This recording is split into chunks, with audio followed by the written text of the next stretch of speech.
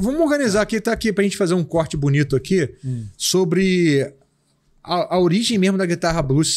Você sabe historicamente como que aconteceram os fatos? Se você puder trazer isso pra audiência aqui, seria interessante. Cara, Mississippi, pau de madeira com a cordinha lá. Isso era o básico do básico. Uma corda. As pessoas faziam um som. Isso final do século XIX. Lavoura de algodão, escravos. E aí começaram O pessoal até pergunta assim, por que não tem muito pianista no blues, né? Porque piano era um instrumento de casas de famílias brancas. Então, geralmente, quem eram os pianistas eram filhos das pessoas que trabalhavam nesse lugar. Tem esses detalhes, assim, né? A gente fala aqui muita coisa de blues, assim, né? Por exemplo, por que fulano tem um estilo dele? Cara, naquela época, né, você não tinha a informação girando assim. Então, o cara que estava lá no interior do Mississippi, ele não estava ouvindo a rádio que tocava em Nova York. Entendeu? Então, começaram a surgir essas coisas, né? Aquele papo do como é que é o nome lá do De Volta pro Futuro? Que a guitarra, o cara ele pega o telefone, oi, tio, que teu primo tá aqui e tal. Porque era isso, as pessoas tinham distância geográfica, né? Sim. Tanto que pra gente aqui é uma coisa difícil quando é música, praticamente no blues, assim. Por quê? Porque o americano lá que mora no Texas, o músico, ele ouvia um tipo de música. O cara na Califórnia ouvia outro e tal. A gente não, a gente quer saber disso, a gente quer saber tudo. Isso é um detalhe importante você falar, porque o blues americano, né, é separado muito estilo por estado, né? Região. Por região, né? Muito mais do que por estilo. Dificilmente tinha coisa, mas dois estilos assim super diferentes um do outro, as pessoas que eram da mesma região. E aí começou violão e tal, não sei o quê. Aquela coisa do slide começou justamente por causa do negócio da sessão tão simples para fazer um som, botava lá o slide em vez de botar o dedo, porque não tinha traste, né? Não tinha nada, né? Então foi por isso que surgiu o slide surgiu pela dificuldade de tocar? Eu acho, não só pela dificuldade de tocar, mas para imitar o som da voz. Som da voz, tá. Por causa do vibrato. Porque não existia vibrato, né? Então, a maldita notinha que todo mundo fala que é só uma, né? Do B.B. King lá. Que sem traste sair vibrato, né, meu amigo? É chato, né? Aí o slide... Assim, eu vou falar assim, basicamente, é um estilo rural. Começou lá. E, cara, só saiu de lá porque existiam, vamos dizer assim, uns sertanistas.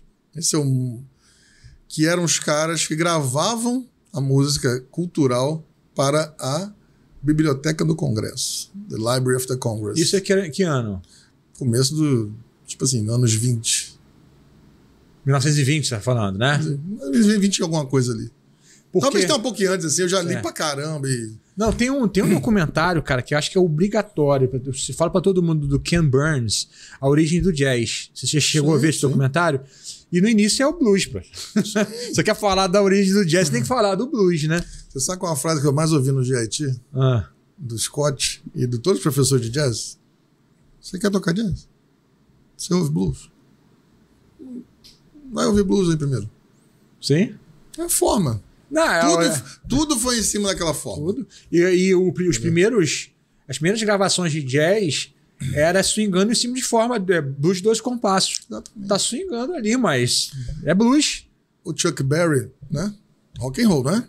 Mas quem era o baixista? Willie Dixon. O baixista do Muddy Waters, um dos maiores baixistas e compositores de blues de todos os tempos. Fazendo walking ali. Se entra um cara fazendo hard rock dos anos 80 naquela época, entendeu? Sim. Ia ficar aquilo, porque é aquela que foi referência, mas foi o Willie Dixon.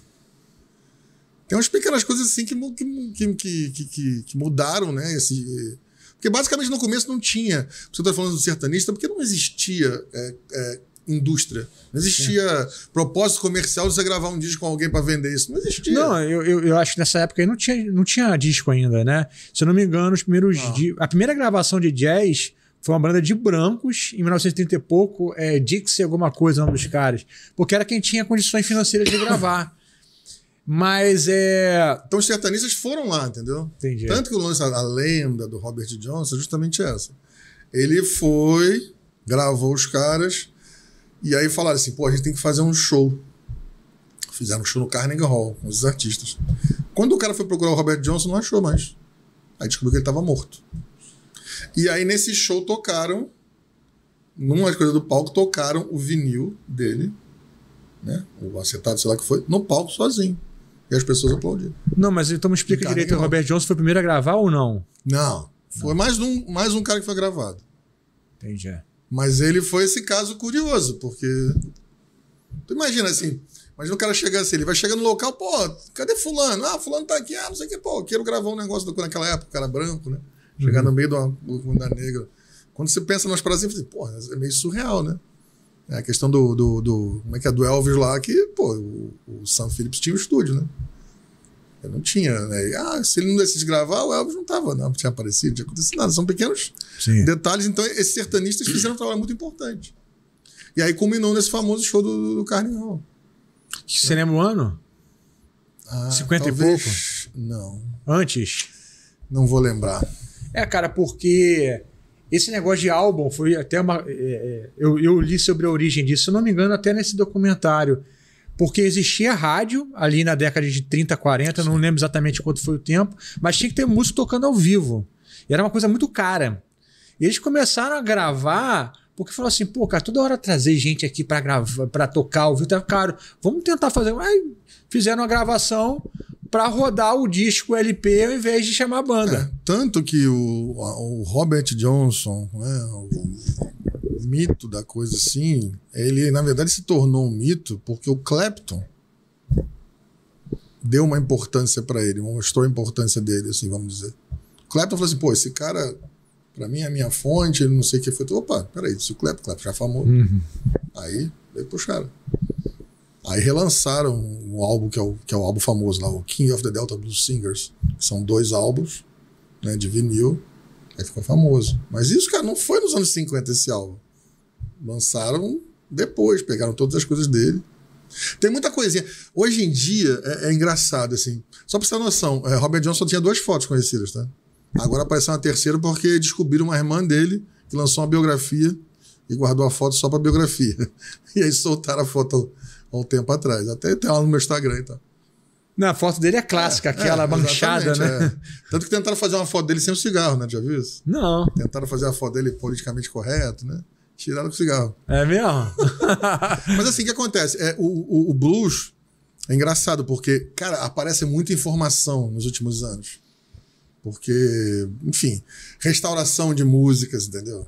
Isso é uma coisa que, na época do CD, eu me lembro que eu peguei, o primeiro CD que eu peguei, que eu falei, pô, esse aqui tem um som de blues legal, assim, era do cara tocando acústico, Muddy Waters, que a Chess remasterizou lá um CD. Cara, realmente era só o Muddy Waters e ele no violão, e tinha um sonsaço, assim, de violão gravão, porque não tinha essa gravação, não tinha essa, antes dessa possibilidade de restauração. Então aparece muita informação. Às vezes coisa que o pessoal vai falar um ano, mas ó, tinha um cara aqui, aparece alguém, teve esse cara aqui que teve esse ano. Não sei sim. É porque realmente... Aquele famoso vídeo, não tem um vídeo do italiano tocando tapping? Num violão? Tem, violão é... Não sei, eu não sei. Não, mas é bem anterior ao Van Halen, sem dúvida, né?